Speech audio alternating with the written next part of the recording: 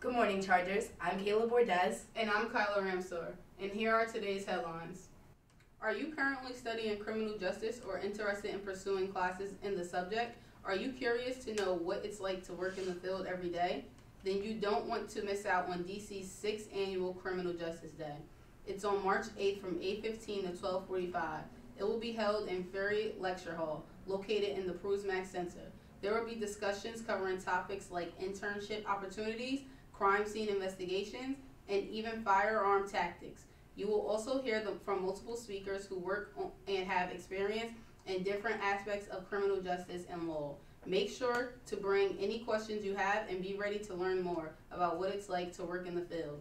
If you are a student who dorms on campus, then you have heard about the recent changes made to the guest registration process. The new guest policy, which went into effect on January 22nd, requires students to fill out guest registration forms online. The problem many students seem to be having with the new policy is that all weekend guests are required to be registered by Friday at 4 p.m. Next, I will be passing you along to Gabby O'Donnell, who will be interviewing Ryan O'Gorman of Residence Life to hear his thoughts on the new guest policy. Thank you, Kyla. So, Mr. O'Gorman, how have the students been reacting to the new guest policy? I've heard that there have been some frustrations with the guest policy. I do know that there are going to be some growing pains with this. Okay. I know this is a difficult change for students. I do understand that. I respect that. What we do need to do, though, is have an understanding that this is for the safety of the students. The other thing is that when students are signing in people, they need to understand that you are putting your name and your reputation and your housing at risk. Mm-hmm. Well, now the ability to do online registration, you are acknowledging all of the requirements of having an overnight guest. Mm-hmm. Now the question is, are students reading it? I'm not sure. But now, instead of the RA reading it to them, they have the ability now to see what they are agreeing to hosting a guest. Right. Have you received any specific feedback from the students? There have been some questions of can it be done later? Can they sign in students later than just the 4 o'clock cutoff? The reason why we have a 4 o'clock cutoff is because the administrators work until 5 o'clock, and we have to gather that information prior to 5 o'clock so that then we can send out the information to all of the RAs. So, do the students see the new policy as more convenient or more difficult? You would say more difficult for them? I would say the students see it as more difficult. What intentions did the administration have when revising the policy? We were looking at being consistent with other institutions. There are other institutions that do the online sign-in process. We were trying to also alleviate the rush of students to sign in people before 11 o'clock, and it actually is a challenge to the RAs when they are doing Right. constant sign-ins and are not able to, or are delayed in responding to an incident because they're doing the actual sign-in. Right. It can be a safety issue. Yes, it definitely Okay. can be a safety issue. So far, would you consider the policy to be a success? I need to see another year to say whether or not it's a success. I know that it's a success for the RAs, but for the students, and I do want to look out for the students as well, I still need to see that cycle of students change. Okay. Well, thank you very much on your thoughts on the new guest policy. Thank you, Kyla. Back to you. Thank you, Gabby. Ryan O'Gorman also noted that the safety of the students comes first, and then the administration aims to work out a system that is convenient for the students and faculty.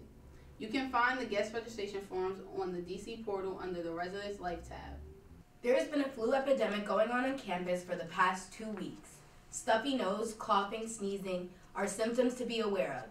If you feel any of these symptoms, please stay at home and take care of yourself. There will be flu shots available at Granito in the nurse's office. The vaccinations will cost $20. Please call 845-848-7918 to make your appointment. The Akron Players of Dominican College will be hosting the annual spring musical next month on Friday and Saturday, March 23rd and 24th. Students, friends, family, and faculty will have the chance to see Pippin, a young prince who searches to find passion and adventure in his life. Come watch our students perform at the St. Dominic School at 7:30 p.m. 32 students of all different majors are going to travel to Flagler Beach, Florida for spring break to work with Habitat for Humanity, hurricane relief. This is the 12th annual trip. 4 staff members will be traveling on train with the students. If you know anyone going, make sure you wish them good luck. They are helping for a great cause.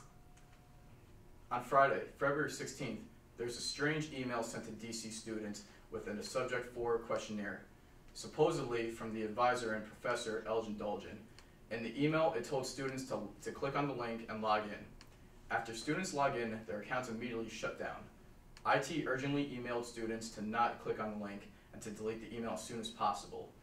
It is scary to know that wherever you are, scammers can fool anybody and steal your information. Don't be gullible, whether it's on the phone, email, text, and keep in mind that someone could be out to get you. Seniors of Dominican College, this is a special message for you.